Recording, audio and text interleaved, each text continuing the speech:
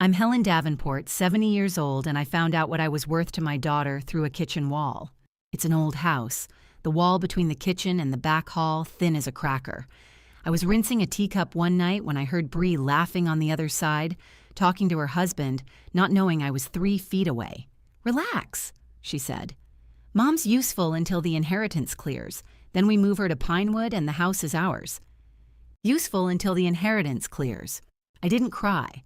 I set the cup in the rack, dried my hands, and went up to bed. And the next morning, I started doing math, because I taught math for 34 years, and a number has never once lied to me the way a person can. 2 weeks later, I packed one suitcase, changed the locks, and by morning, I was gone. She still doesn't know where. And what I did with that inheritance before I left, the thing she was so patiently waiting to clear, is the part she never saw coming. Stay with me. Some women cry, some women calculate. Welcome back to Mom's Sweet Revenge, where quiet women finally say the loud part out loud. Drop a comment and be sure to subscribe. Let me take you back to how my daughter ended up in my kitchen in the first place. My husband, Gerald, died 8 months before that night at the sink, 44 years, and then a Tuesday in March when he didn't wake up. The house got very quiet after that. You don't know how loud a marriage is until it stops. I'd reach for the second coffee cup out of habit and then stand there holding it. A 70-year-old woman in a kitchen that had forgotten how to make noise. So when Bree offered to move in, "Just for a while, Mom, to help," I said yes before she finished asking. I told myself I was lucky.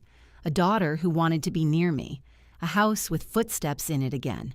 I didn't see what I was actually doing, which was filling a silence with people who'd come to wait, not to stay. There was a suitcase in the upstairs closet, the good hardshell one Gerald and I used to take on our anniversary trips. I'd see it every time I reached for towels. I didn't know yet that it was about to become the most important thing I owned. At the time, it just looked like luggage that had nowhere left to go. That made 2 of us, I suppose. That's what Bree thought anyway. A mother and a suitcase, both retired from going anywhere. She was wrong about the suitcase. She was wrong about me. The inheritance Bree was waiting for came from my sister. Marguerite was 5 years older than me and twice as bold. Never married, no children, ran a little bookkeeping practice out of a storefront downtown for 40 years and saved every dime she didn't spend on travel. She went to Lisbon at 60, Patagonia at 68. She used to send me postcards with 3 words on the back: "Go somewhere, Nell." Nell was her name for me. Nobody else ever called me that. She died 3 months after Gerald. It was a brutal year. The 2 people who knew me longest, gone in a single winter. Marguerite left almost everything to me. After her little house sold and the account settled, it came to about $480,000. It was working its way through probate that spring. Clearing, the lawyers call it, that slow process where money stops being a dead woman's and becomes a living one's. She also left me one thing that wasn't money, a small brass compass, the kind that actually works, heavy and cold in your palm. There was a note in the box. "For when you finally take a trip without asking permission, go somewhere, Nell." I kept it on my dresser and didn't think much about it. I was a widow living in a quiet house. I wasn't going anywhere. But here's the thing about a math teacher.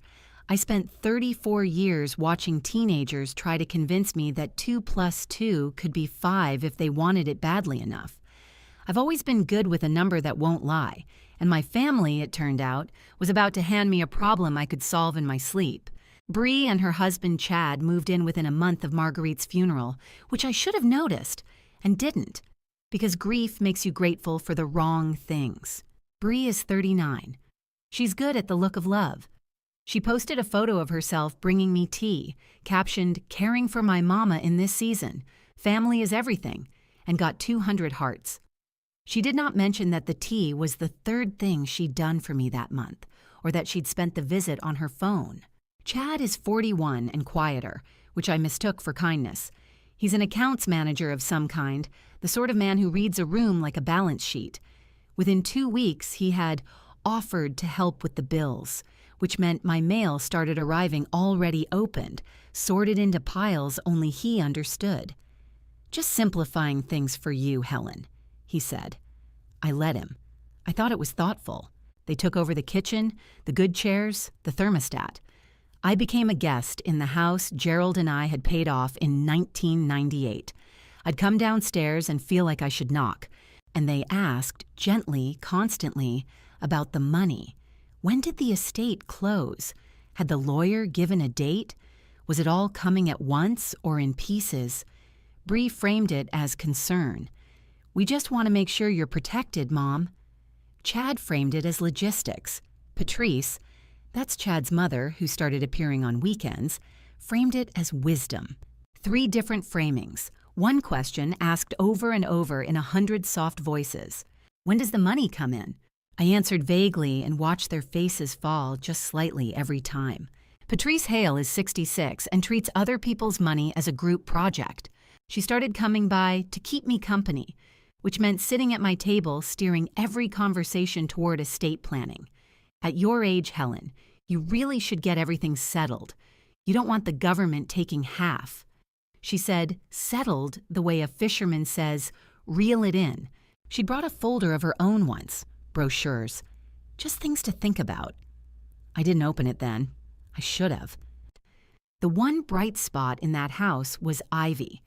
Bree and Chad's daughter, 8 years old, all knees and questions. She'd climb into my lap and ask me to explain why the moon follows the car. She called the compass Grandma's treasure and liked to hold it flat and watch the needle swing north. She was the only person in that house who wanted something from me that wasn't a signature. I'd catch myself watching the 3 adults talk over Ivy's head about the estate and the timeline and feel something cold settle in.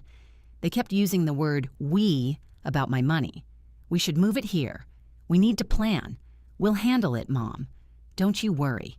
It was my sister's life savings, my husband's house, my 34 years of teacher's pension underneath it, and somewhere along the line, in their mouths, all of it had quietly become we.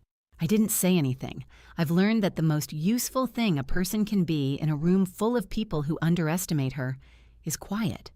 Quiet looks like agreement. Agreement makes people careless, and careless people talk through thin kitchen walls. It was a Thursday in April near 11 at night. I'd come down for tea because sleep doesn't come easy when half your bed is empty. The kitchen light was off. I like the dark. I know that room by heart.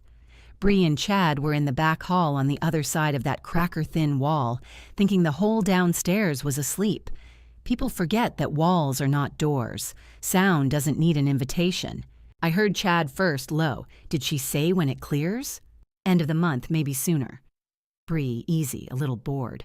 The lawyer told her 2 to 4 weeks. And you really think she'll move it into the joint setup without a fuss? A laugh. My daughter's laugh, the one I taught her to do at birthday parties. Chad, relax. A cabinet closed. Mom's useful until the inheritance clears. She makes dinner, she watches Ivy, whatever. Then the money's in, we get the house put in our name for estate reasons, and we move her to Pinewood. The shared room's fine. She won't fight it. She never fights anything. You sure? She's been a doormat her whole life. She's not going to start at 70. I stood in my dark kitchen with a cold teacup in my hand, and I listened to my only child sort me into a category. Useful. Until. I want to tell you my heart broke. Something quieter than that happened. A door closed in me, softly, the way a vault closes. Not slammed, just sealed, final, with a sound only I could hear. I did not cry. I did not go in there. I rinsed the cups so they wouldn't know I'd been down, and I climbed the stairs, and I lay in the dark, and I began very calmly to do the math. The next morning, I made pancakes. I want you to sit with that because it's the whole strategy. I came downstairs, kissed Ivy on the head, and made pancakes for the people who decided I belonged in the cheaper wing of a place called Pinewood. Bree said, "You're in a good mood." I said, "I slept well." Chad asked lightly if I'd thought any more about letting him help organize the accounts. "I think that's a good idea," I said, and watched his shoulders relax. 34 years in a classroom teaches you one thing above all others. Never let the class know you've already graded the test. The student who thinks he's getting away with something writes everything down. He shows you his whole method. He hands you the evidence while he's still smirking. So I smiled. I agreed in principle with everything and committed to nothing. I let them believe the doormat was exactly where they'd left her. Inside, I was already gone. Not dramatically. I didn't rage. Rage is a coal that burns your own hand. What I felt was clarity. The cold, clean kind I used to feel grading finals at midnight, when the noise of the day fell away, and there was only the problem and the solution and the quiet space between them. The problem was simple. My family was waiting for a number to clear so they could take it, and take the house, and file me away. The solution was simpler. I just had to make sure that when the number cleared, there was nothing for them to take, and no doormat left at the door. I needed a lawyer, my own, not the one Chad kept recommending. Ruth Castellano had drawn up Gerald's and my wills 9 years earlier. She's about 58, blunt as a hammer, and she does not suffer fools, which is exactly what you want in the woman holding your paperwork. I told her I needed to come in, not on the phone. She heard something in my voice and cleared an afternoon. I sat in her office and I told her all of it. The move-in, the open mail, the Pinewood, the wall. I told it flat, no tears. The way you read a word problem aloud before you solve it. Ruth listened without interrupting. Then she set down her pen. "Helen," she said, "I'm going to tell you the good news, and then we're going to be very quiet about it.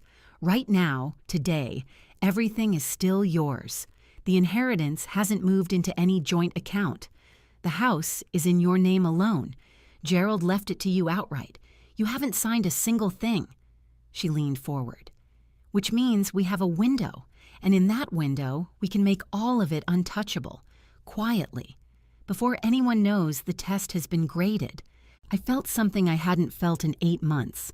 Not happiness, footing. "What do they think they're getting?" she asked.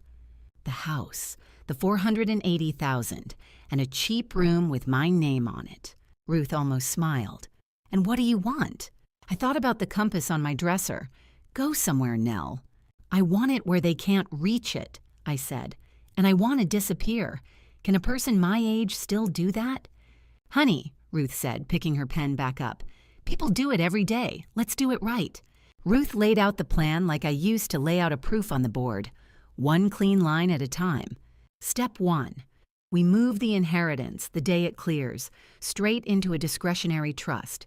You're the beneficiary. You control it through me as trustee if you want a wall between you and them. The key word is discretionary. The money never lands in an account with your name sitting out in the open for someone to help you with. It can't be commingled. It can't become marital property. Chad cannot touch it. Bree cannot touch it. And no amount of we changes that. Step 2. The house goes into the trust too. It stops being a thing anyone can talk you into signing over at a Sunday dinner, because it won't be yours to sign. It'll be the trust's, and the trust answers to one person. Step 3. We update your will and your power of attorney today. Right now, Chad is likely angling to become your financial POA. We make sure that never happens. We name me or a neutral party. We strip the whole family out of the controls. I asked the question that mattered to me most. Can I set something aside for Ivy? The little one. None of this is her fault. We can build her a separate education trust, Ruth said. Funded by you, controlled by a trustee, that her parents cannot raid. She gets college. They get nothing to skim. She wrote it down. That's the kindest revenge there is, Helen. You take care of the innocent one in a way the guilty ones can't touch. Do it, I said. There's one more thing, Ruth said. Where are you going to go? While Ruth built the trust, the family got bolder, the way people do when they think the finish line is close. Chad left a folder on the kitchen counter by accident. Inside were forms with little colored flags where I was meant to sign. A transfer on death designation. Something about adding Bree to the deed for simplicity. He didn't mention them out loud. He just left them where a tired, agreeable woman might pick up a pen. Bree took the soft approach. She'd sit close, take my hand, and say, Mom, Chad and I just want to protect you. If anything happened to you, we'd want everything to be easy. You've had such a hard year. She'd actually tear up. She was good.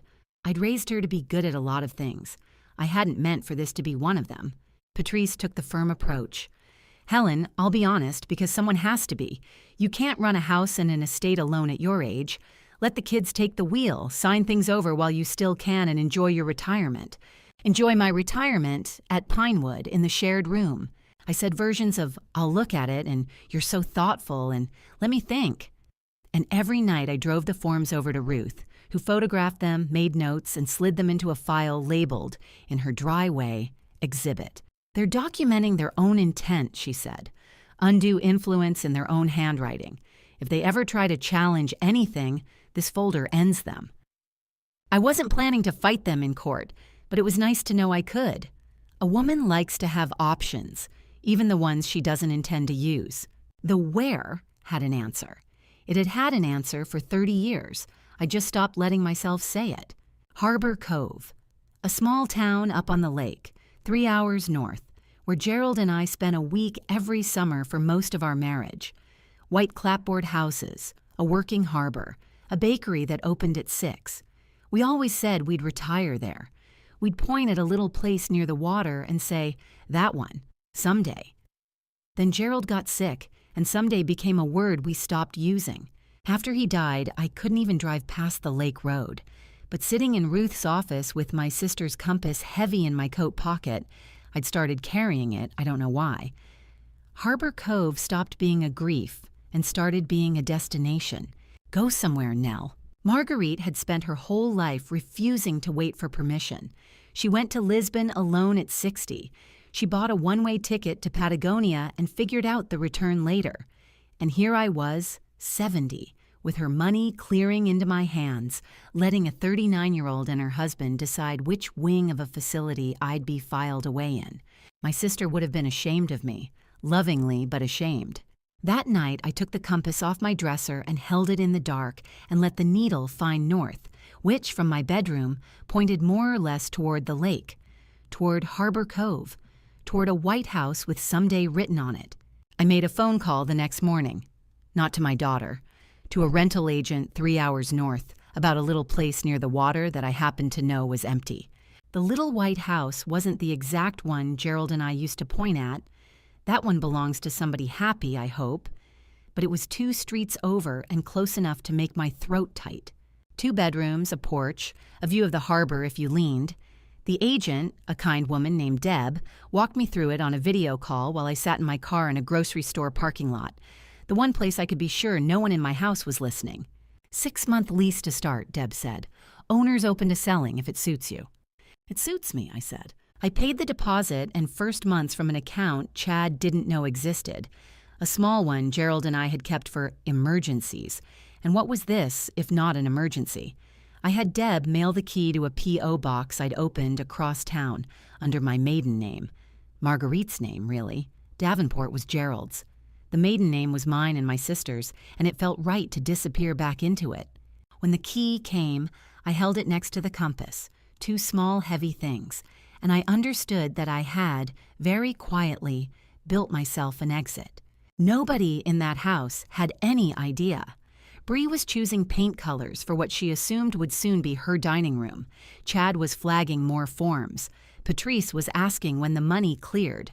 And I was a woman with a key to a white house by a lake, mailed to a name they'd never think to look under, sitting in a parking lot feeling, for the first time since Gerald died, like a person with a future instead of a balance. I learned the date of their ambush the way I'd learned everything important that spring.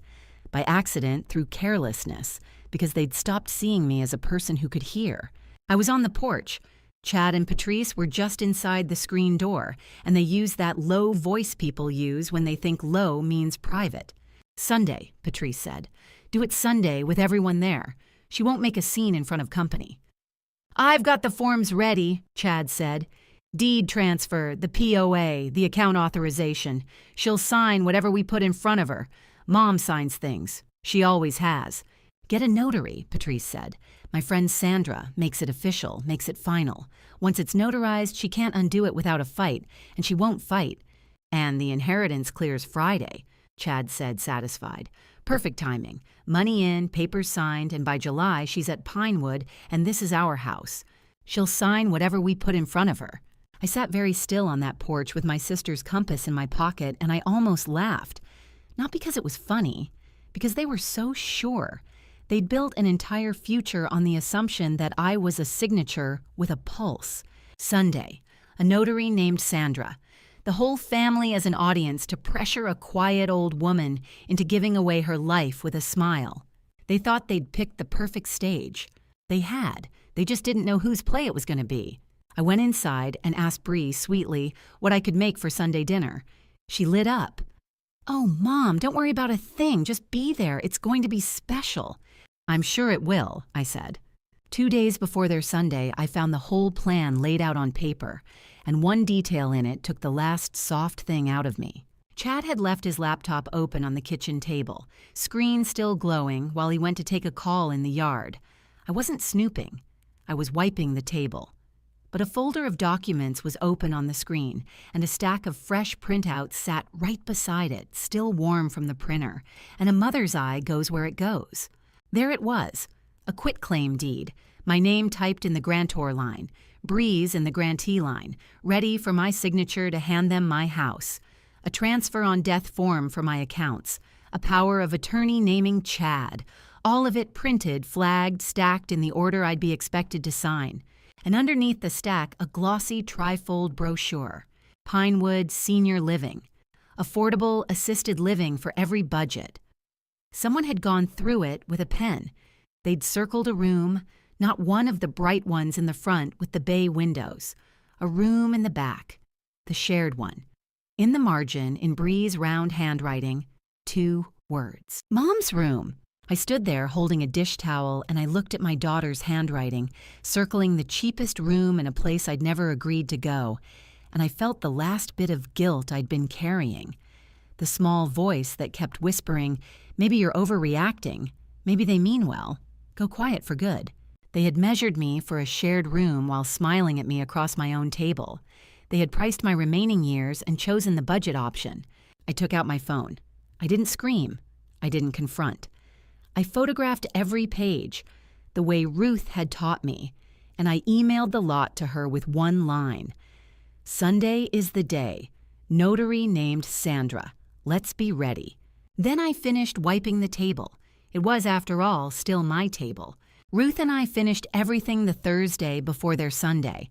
The timing was a gift. The inheritance was set to clear Friday, and the moment it did, it would flow straight into the trust, never touching open water.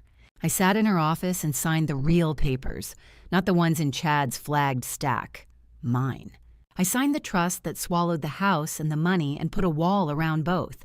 I signed the new will that left everything on my death to a trust for Ivy and a list of charities Marguerite would have liked, and not $1 to Bree or Chad in any form they could control. I signed the power of attorney naming Ruth.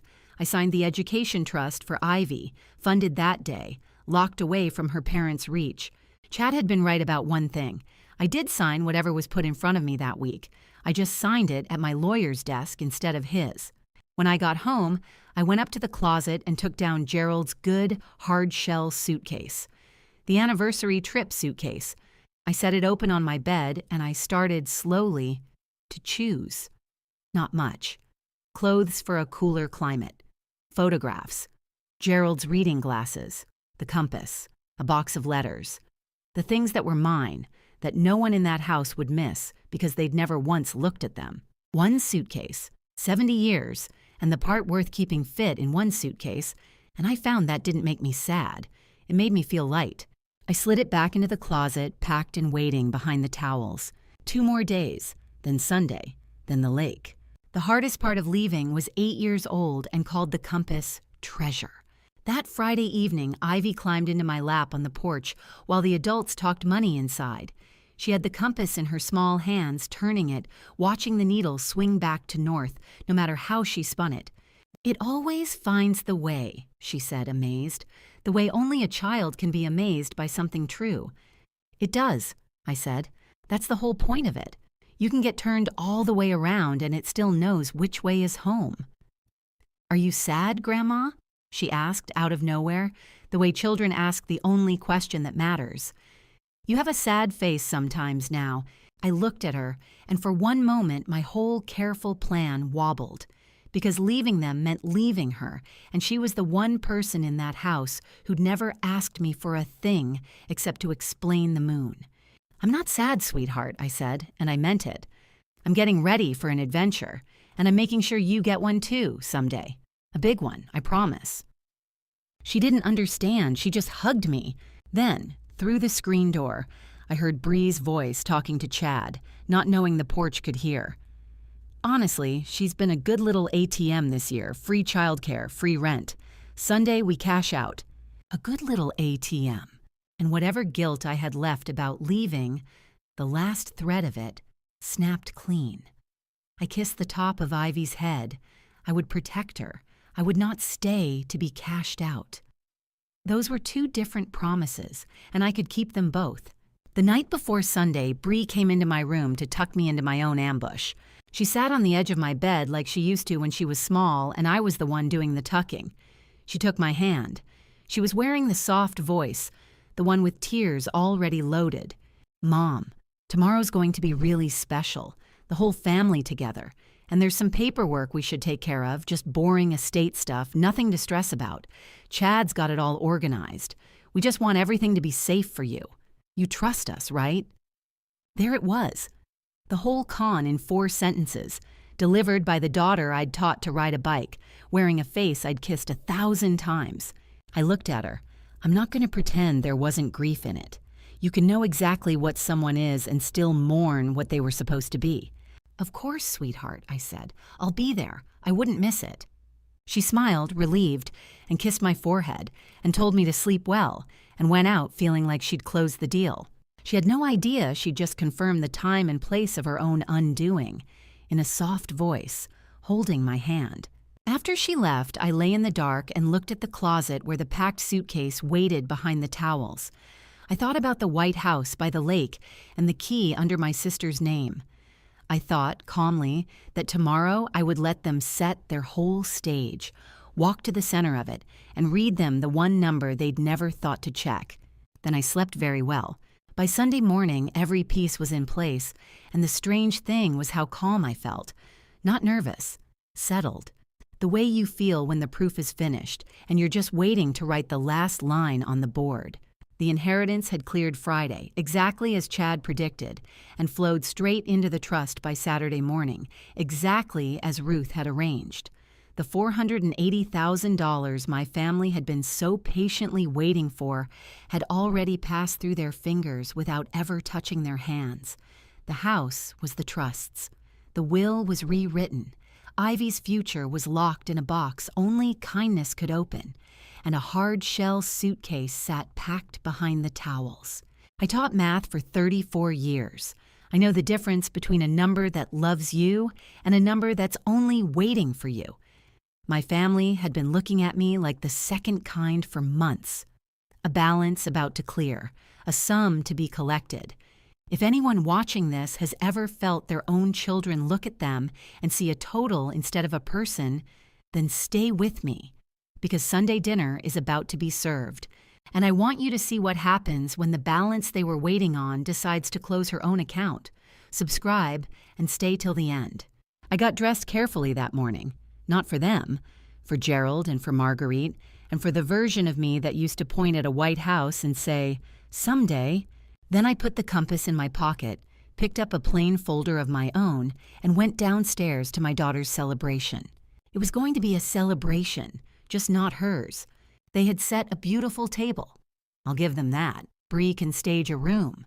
The good cloth, the candles, flowers from the grocery store fanned out like an occasion. Both families came. Chad's side filled half my dining room. Patrice in pearls, an aunt or two, and a brisk woman I didn't recognize, sitting near the end with a leather folder and a little stamp case. Sandra, the notary. They hadn't even tried to hide her well. They'd seated her like a party guest who happened to bring official ink. Ivy sat next to me, swinging her feet, delighted by the candles.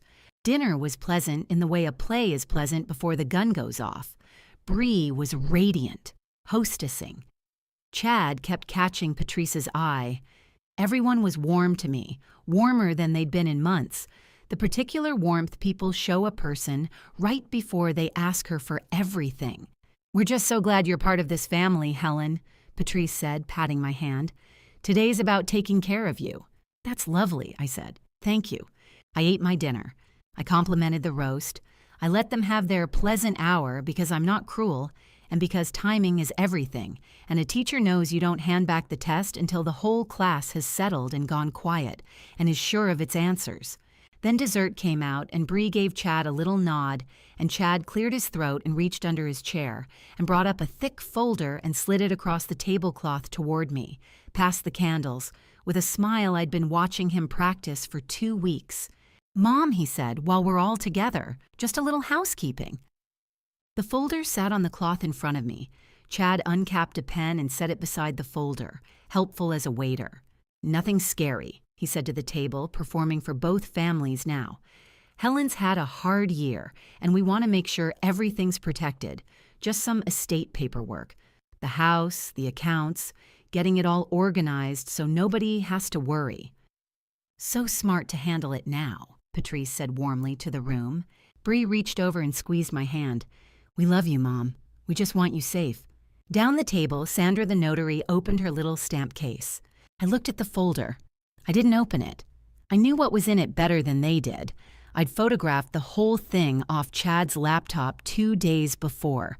The quitclaim deed, the transfer on death, the POA naming Chad, my house and my money and my voice, flagged for signature in colored tabs. Every face at that table was turned to me, friendly, expectant, certain. The doormat had been led to the center of the room, and now she would do what doormats do, lie flat. Let everyone wipe their feet and call it love. "You want me to sign these?" I said pleasantly. "Today, with Sandra here to make it official." "Just to protect you," Bree said. I folded my hands on the cloth. "Before I sign anything, I'd like to show you all something first. It'll only take a minute." I reached down and brought up my own plain folder and set it on the table beside Chad's thick one. I had a busy week, too. A flicker crossed Chad's face, the first crack. The smile held, but his eyes had started very slightly to calculate. I opened my folder slowly, the way I used to hand back exams. Calm, unhurried, letting the silence do the teaching. "I taught high school math for 34 years, I said to the table, conversational. "Some of you know that. What that means is I have never in my life signed something I hadn't already worked out. You don't put your name on an answer you haven't checked. I taught that to about 3,000 teenagers. I'd be a poor teacher if I didn't follow it myself." "Mom, it's really just routine," Bree started. "I know exactly what it is, sweetheart," I said gently, and something in my tone stopped her. "I've read every page. I read them on Thursday. I read them on Chad's laptop, actually, while it was sitting open on the kitchen table." I let that land. I'm a very good reader. The table had gone quiet in a different way now. The pleasant hum was gone. Chad's jaw tightened. "Helen, I don't know what you think you saw. I saw a quitclaim deed putting my house in Bree's name. I saw a power of attorney putting my accounts in yours. I saw a transfer on death form, and I saw a brochure for Pinewood Senior Living with the shared room in the back circled in Bree's handwriting." I looked at my daughter. "Mom's room," it said. "You have lovely penmanship, Bree. I always told your teachers that." Bree's face had gone the color of the tablecloth. "So," I said, and I took the first page out of my own folder. "Before I sign your housekeeping, let me show you mine. Because while you were all waiting for the inheritance to clear, I was clearing a few things of my own." I laid the pages out one at a time, facing them, the way you'd deal cards you weren't afraid to show. "This is a trust," I said. "Signed Thursday in my attorney's office. As of Saturday morning, it holds 2 things. The first is my sister Marguerite's inheritance, $480,000. It cleared probate Friday. You were right about the date, Chad. Well done. And it flowed directly into this trust without ever touching an account any of you could reach. It is discretionary. It cannot be commingled.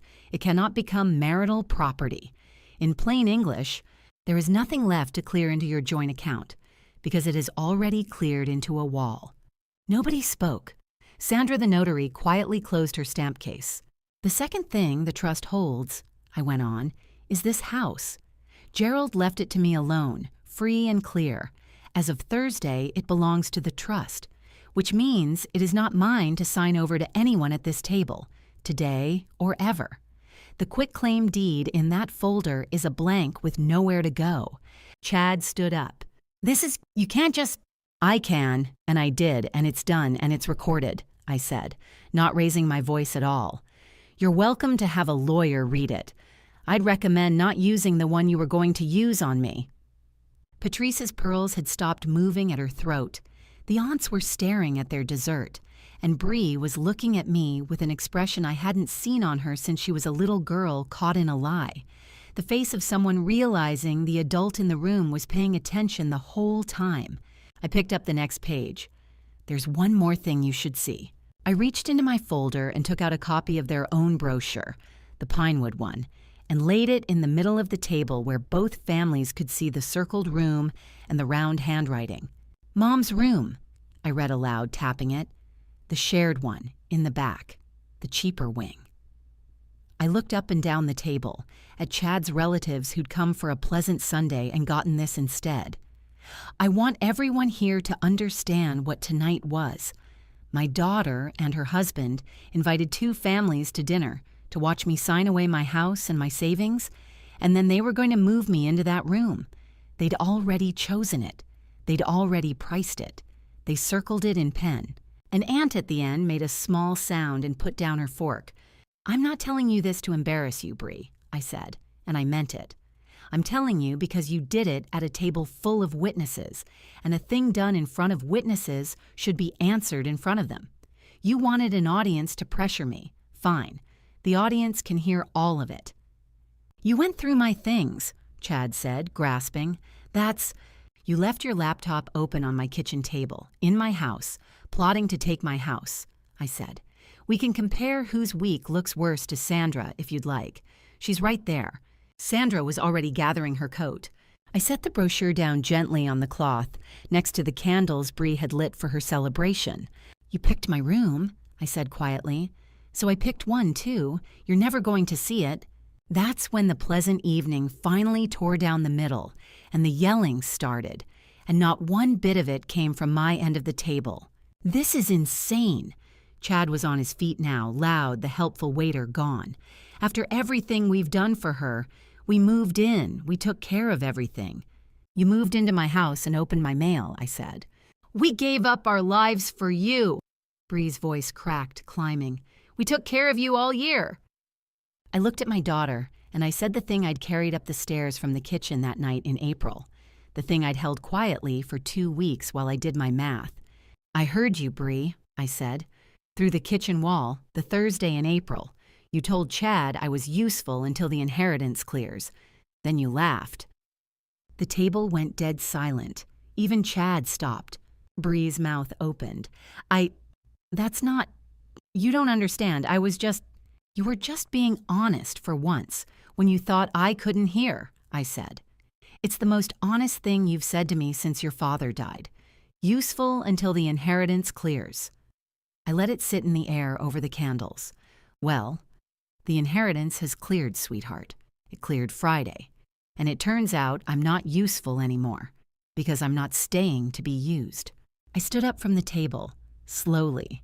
70 years old and my knees aren't what they were, but I stood up straight and the whole room watched me do it. Ivy, I said softly to the little girl beside me, give Grandma a hug. I have to go on my adventure now.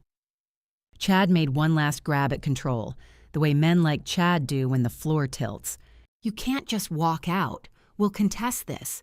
You're not competent to make these decisions. A court will see that.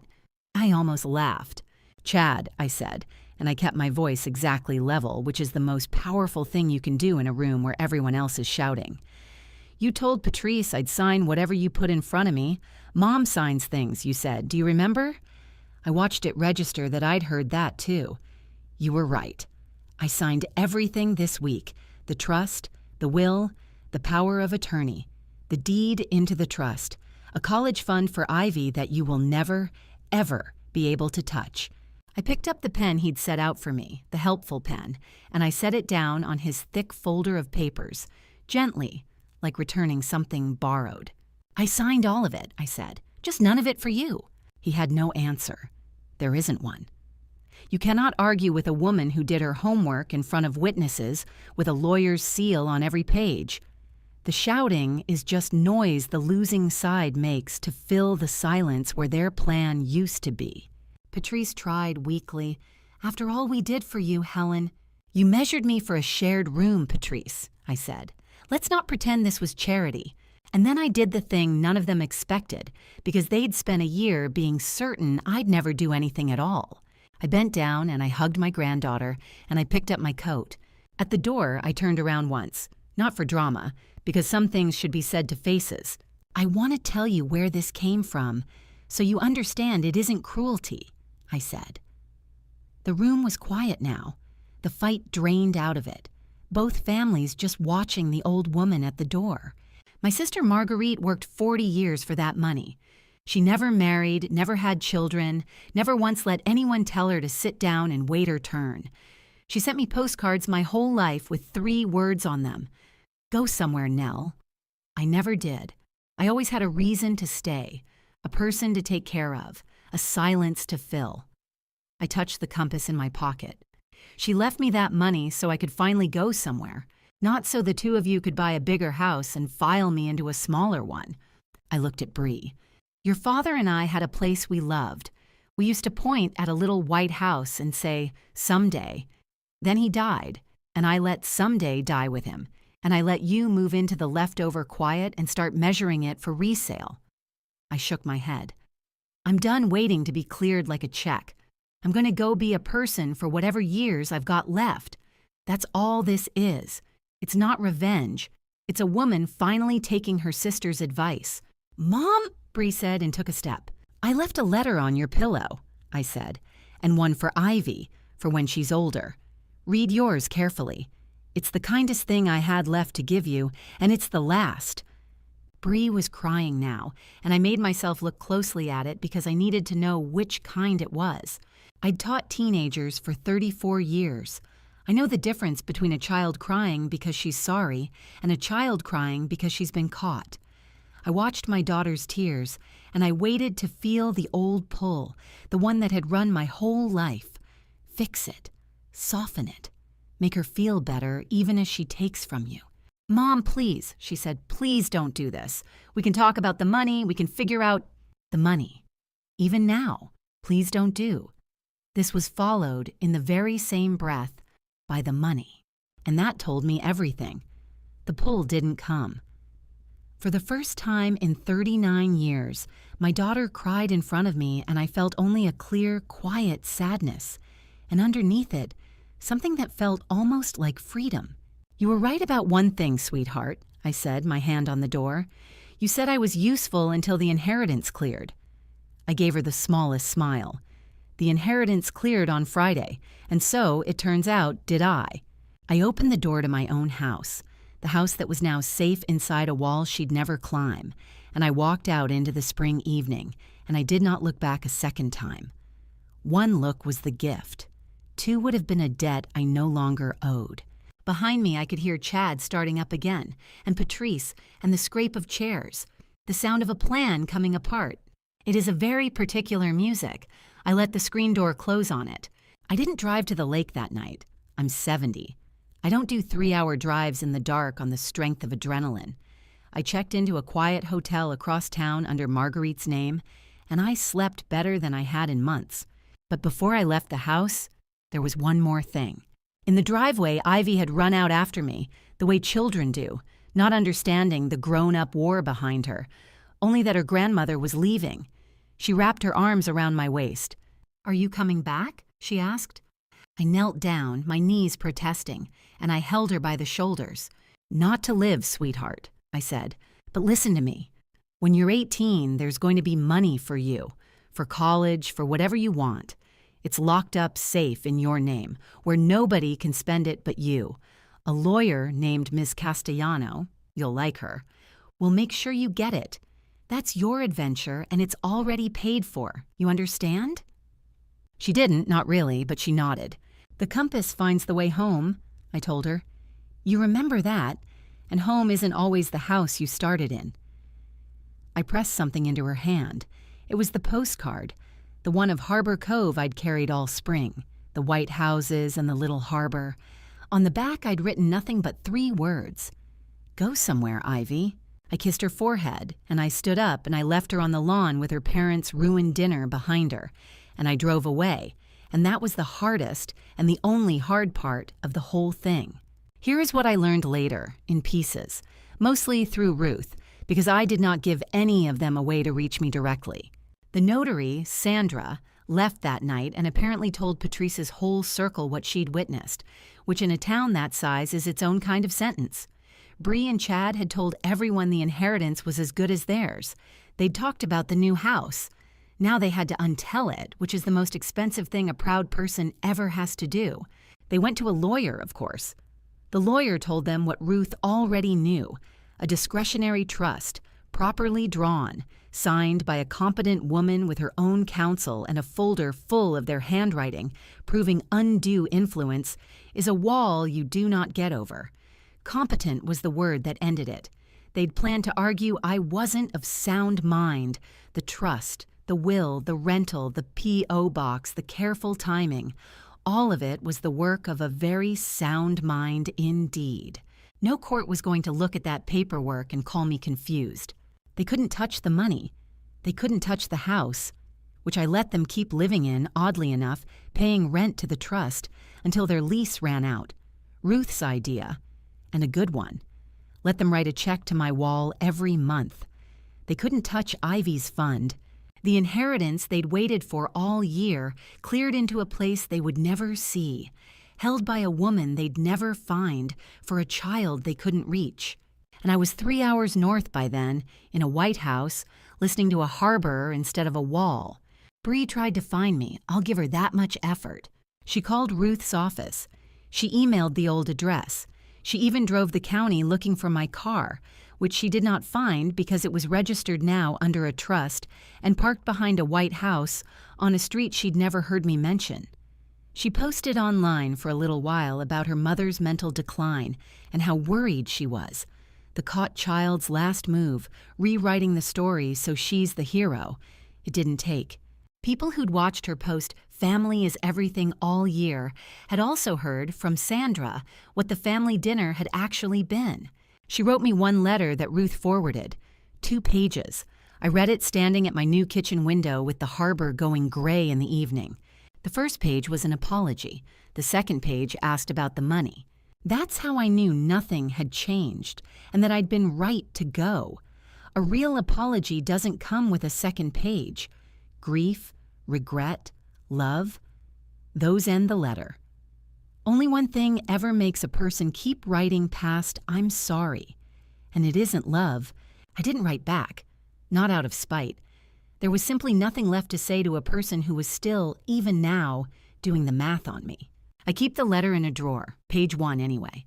I threw page 2 in the harbor. It seemed like the right place for it. Let me go back to that first morning, because it's the picture I want you to keep. The morning after the dinner, before I drove north, I went back to the house one last time, while they were still asleep upstairs, sleeping off the wreckage. I'd called a locksmith the week before and scheduled him for 7 a.m. He was waiting in the driveway when I pulled up. He changed every lock on the house in 40 minutes. New keys, all of which went into the trust's file, none of which went to Bree or Chad. They were tenants now, and tenants get keys when the trustee says so. The house was a wall, and I'd just changed the gate. Then I went up the back stairs, quiet as I'd learned to be that spring, and I took the one-packed suitcase out of the closet behind the towels. Gerald's good hard shell case, 70 years inside it, and it wasn't even heavy. I didn't cry. I want to be clear about that because it's the line I'd kept since April. I didn't cry. I packed one suitcase. I carried it down the stairs of the house I'd loved and saved and finally protected, and I set it in the trunk, and I closed the lid. And by morning, I was gone. The White House by the lake is smaller than the one I left, and it is entirely mine, and that is the best math I've ever done. I bought it outright in the fall, when the lease turned into a sale, with my sister's money, which is exactly what she'd have wanted. There's a porch where I drink my coffee and watch the boats. The bakery still opens at 6. I've made 2 friends, a widow named Joan and a retired ferry captain who flirts terribly and badly. I have not been to a single dinner where anyone slid a folder across the table. The compass sits on the kitchen windowsill, pointed as it happens back south, toward the people I left. I don't mind that it points that way. A compass doesn't tell you to go home, it just tells you the truth about where things are. Home is south, I'm north. Both of those are facts I can live with. Marguerite's postcard frame hangs by the door, empty now because I gave the postcard to Ivy. Someday she'll find Harbor Cove on a map and understand. Someday she'll have her own money and her own compass, and nobody's permission to ask for. I'm not estranged from my whole family. I want to be honest about that because the internet likes a clean ending and life doesn't give you one. Ivy and I write letters, real ones, on paper, through Ruth, so her parents can't intercept them. She draws me the lake from memory. I send her math puzzles she pretends to hate. When she's old enough to drive, she knows there's a White House and a porch waiting, and a college fund that's already hers. Bree, I keep at the end of a long arm. Low contact, the counselors call it. 1 card at Christmas sent through the lawyer, no address, no visits. The door is open exactly the width of a granddaughter and not 1 inch wider. You can come back into my life, I wrote her once, but not into my accounts.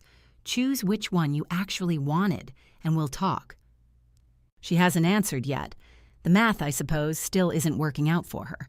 They spent a whole year waiting for 1 number to clear, and they never once noticed that the woman attached to it had quietly decided to spend the rest of her life being far more than a balance.